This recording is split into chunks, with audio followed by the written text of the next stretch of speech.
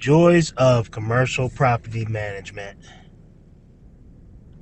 Let's talk about it.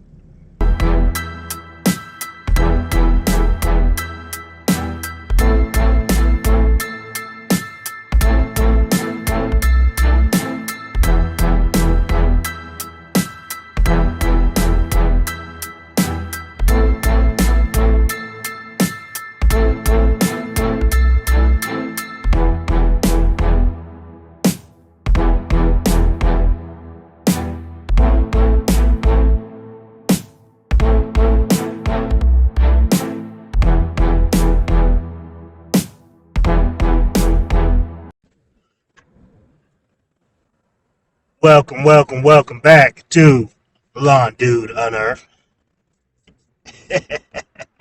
Fresh off the presses. Here we go with another one, man. And when I say fresh off the presses, I mean fresh off the doggone presses. So, we're going to talk a little bit about dealing with commercial maintenance. Now, as some of you know, I have a great mix of commercial and residential properties for my lawn and landscape business. I'm not sure how this is for other industries. I know this is how it is for the commercial world. And when you're like me, and you're like a perfectionist, a guy who's always trying to make stuff as close to perfect as possible. I know perfect isn't a thing, but getting things as close to perfect as possible has always been a thing for me. As most know, I work solo, and I say all that to bring context to what I'm about to say.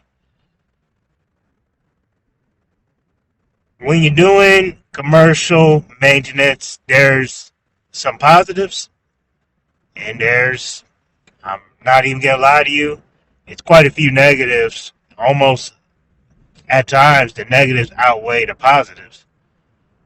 And I'm not trying to be the negative guy, and it's not my style to be Mr. Negative. I'm just telling you like it is, and these are things that weren't told to me when I was starting out in this industry. So I want to be completely 100% with everyone on how this works. So what I mean by what I just said is, yeah, it's positives of doing commercial maintenance for the fact that you park at one job site most of the time, and you're there for a little while, and you get paid pretty much what you get paid to do a couple, smaller properties, residential properties. Sometimes that's the case. Sometimes that is the case, but there are different size commercials out there as well. I know for me, we do shopping center. We do a few HOAs. We do a business park. And we do a diner. And if you've heard what I just listed, they're all different sizes. So we have a small HOA, we have a big HOA, big shopping center. Well, especially for one person. Heck, it was even a lot for two people. And the diner's smaller, so it doesn't take as long. But, that's one of the positives. Another positive I would say is they pay year round for the full package. And a positive is if you deal with a company that really just lets you do your job, if you're dealing directly with someone, with one person, those are the ones I've always found the most success with. The ones where you're dealing with one person, to where even if, say they complain or something like that, it's not really a big of a deal because you're talking to the one person and you can address that concern. So I say all that to say, one of my negatives happened to me this morning. When you're dealing with a property management group, or if you're dealing with a board, it is really difficult. I'll be 100% candid with you right now. Our two biggest contracts, one of them you deal with a board, the other one you deal with property management. We have another one where you deal with a property management group, but every other one that we deal with is directly with the owner of the property.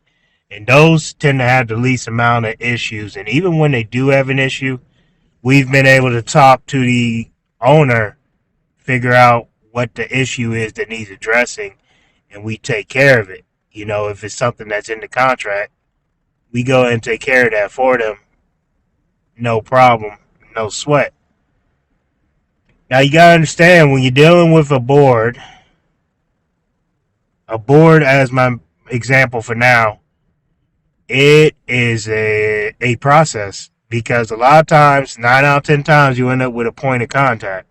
That point of contact is who is always talking to you, and it's the same with property management. You have a point of contact. So most of the time, this is the person that's in the middle. And I know for us, I've always made it key that I maintain that relationship and have a great relationship with this person, which is good because a lot of times this person will advocate for you when you can't, because they're the middle person. Now, the frustrating thing is they are the middle person. So, for example, our shopping center, this happened this morning, so it's fresh, like I said, fresh off the presses. And this isn't the first time it happened. So we have a big grocery store in our shopping center. You gotta keep in mind that this grocery store opens at 6 a.m.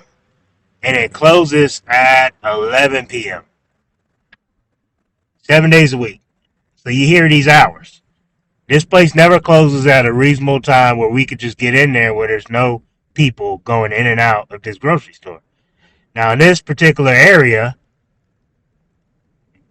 it's a lot of people going in and out of this grocery store. So if I needed to use a bed redefiner that throws up a lot of rocks, I can't do it. I need to trim certain areas where there's grass or cut certain areas. I can't do it when there's a lot of people coming in and out because I'm literally stopping every time somebody, walks in and out of the building, which is quite a bit of times. So what happens is it's funny because there are many stores in the shopping center. It's the big grocery store that actually complain to the property management group, who is the middle person, in between myself and the actual landlord.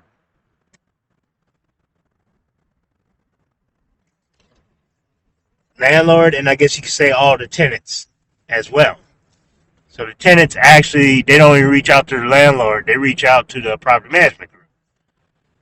So the big grocery store actually said they're not happy with the look of the landscaping. And I'm just sitting here like, again, I'm going to put on the emphasis that right now I'm currently working solo. I spend a lot of time at the shop center.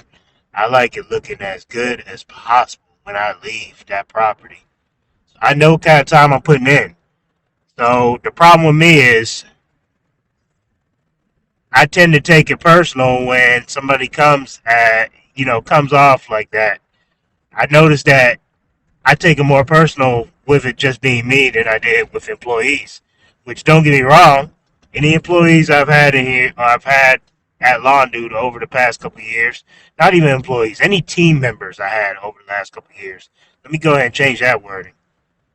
Any team members I've had has done quality as good, if not better, than what I provide.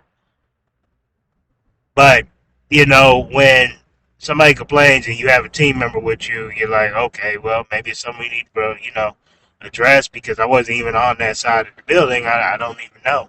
You know what I mean? But when it's just you, and you're doing every last inch, every square inch of that property, you know what it looks like already, so you do get frustrated a lot easier. And I know how I left the property. I know areas I couldn't get into because of people. But what stinks is when you go and you explain this to the property management point of contact that you deal with, it sucks because it really sounds like you're sitting here complaining about something, but you're not. You're trying to get your point across and explain why something might look a certain way. So it is the same thing whether you're dealing with a board, especially in an HOA. Like I know for us, we have an HOA has a ton of homes in it. So you have the board, but you also have all the people in the HOA. All you need is one person to complain about one thing. If someone on that board is saying something, then your point of contact is saying something, then they're having a meeting about that whole thing. And it's the same thing with when they re-sign your contract. They got to have a meeting on it. They all got to agree on it. They got to vote on it. It's not a quick wham, bam, thank you, ma'am type of process. That's just something that some people don't understand when they're getting into this world of commercial. Now, me personally, when I go out here and I look for new commercial properties, I'm going to be completely honest. I do personally prefer to look for ones where I'm dealing directly with the owner for these reasons. Because they're frustrating, and just like Cornell Mack says on the Attack with Mac and the Lawn Care Power Moves, he tries to do stress-free lawn care. I'm the same way. I don't need to be thinking about these things when I'm not on the property. I don't need to be frustrated with these things. And I notice I'm only dealing with them on properties where I'm dealing with boards and I'm dealing, with property management groups. Now, don't get me wrong. We do another HOA where we deal with a property management group. I never hear from them.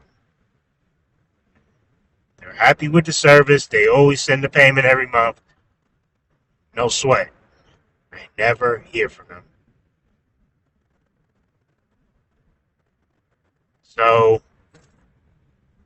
I say all that to say, just be on the lookout and know what you're getting into with commercial maintenance. Also know that you need to look at that contract strongly. You got to look at that contract really well when you're doing it, because a lot of times these places will try to provide their own contract. But don't think that you need to sign that contract the way they have it. You can go in there and edit it, add your own things in there. Just let them know that you added whatever and go from there. This is something I didn't know at first when I first started getting commercials. I used to think, oh, contract. Let me look at that. Oh, the number's right. All right, my amount is right. Let me go ahead and sign it.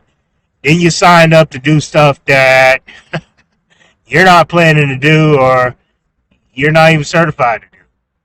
So now what I've been doing for what we've really been doing for the last 5 years is if somebody supplies their contract, people say don't sign it. Well, go in there and add in whatever you need to add in. Get whatever addendums added that you needed.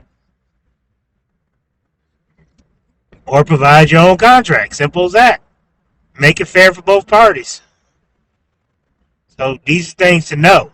When you're dealing with commercial, these are I would say disclaimers that I will put out there that's not being told to a lot of people who just sign up. Also know you better know how to do just about everything if you're going to do commercial. And I know that's how it is for lawn and landscape. I'm not sure if that's how it is for other businesses as well. But I know, for example, if you're a guy who does nothing but mowing, you better have good subcontractors because they're going to want you to, trim some branches here and there. They probably want you to do some fertilizing. Probably want you to do leaves, seeding, so on and so forth. I know for me, I'm just real clear on what we do and what we don't do. We honestly know at the moment, I don't do any trees above 14 feet, per insurance. When I started,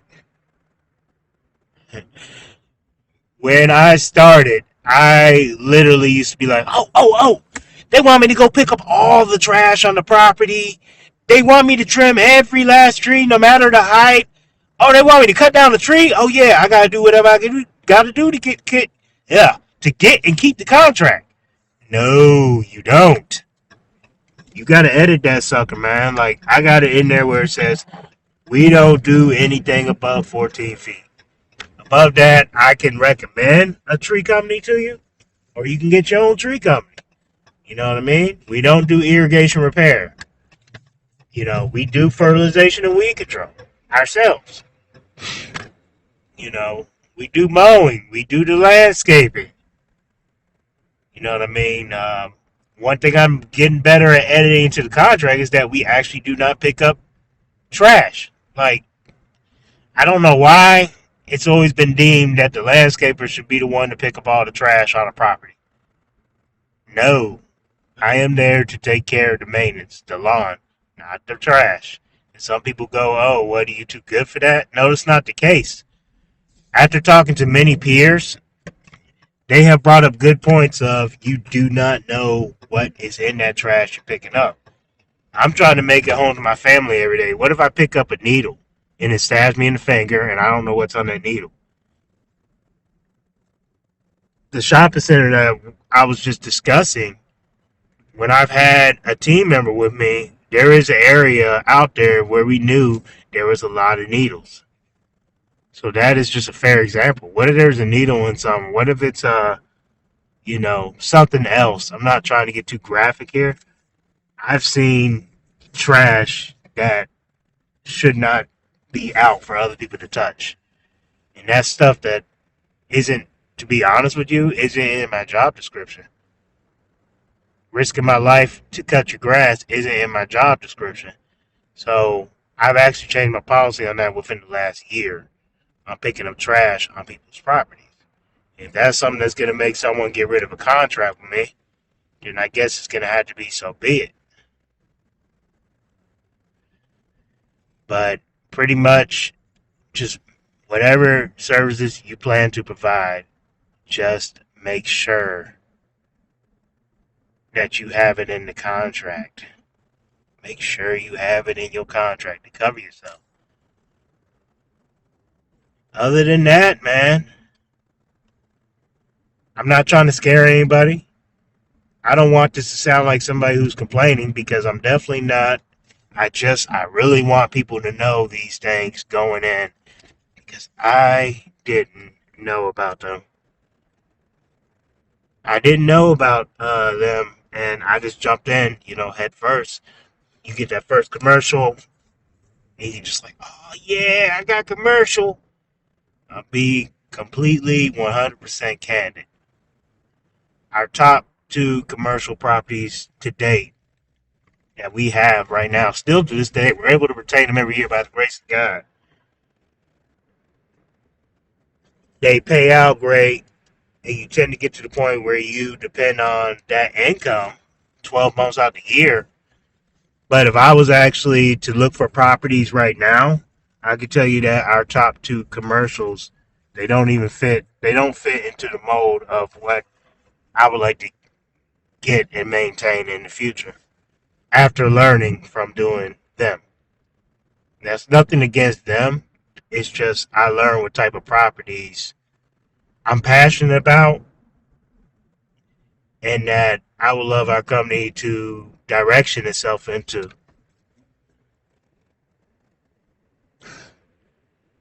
That's just something that I had to learn. So I do advise that to anyone who's thinking about getting into the commercial world. Figure out what is the best type of property for your company. Don't just jump in because it is commercial because you're going to end up regretting that down the road. Believe me on that one. And then once you're in, and you don't want to lose that property.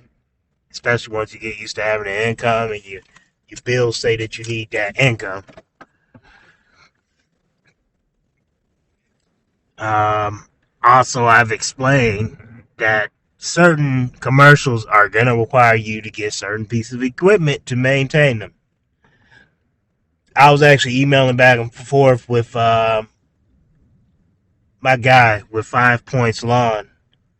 And he was making a suggestion about possibly just, focusing more on residential and maybe selling off some of the commercial or selling off some of the equipment, to help with the debt obtained from the equipment.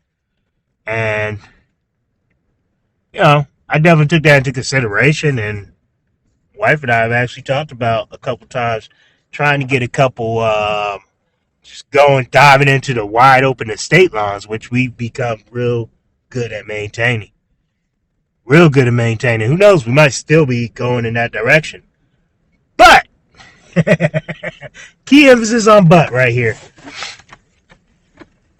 The income that we currently get for commercial, we're going to have to actually replace that before we dive into doing something like that.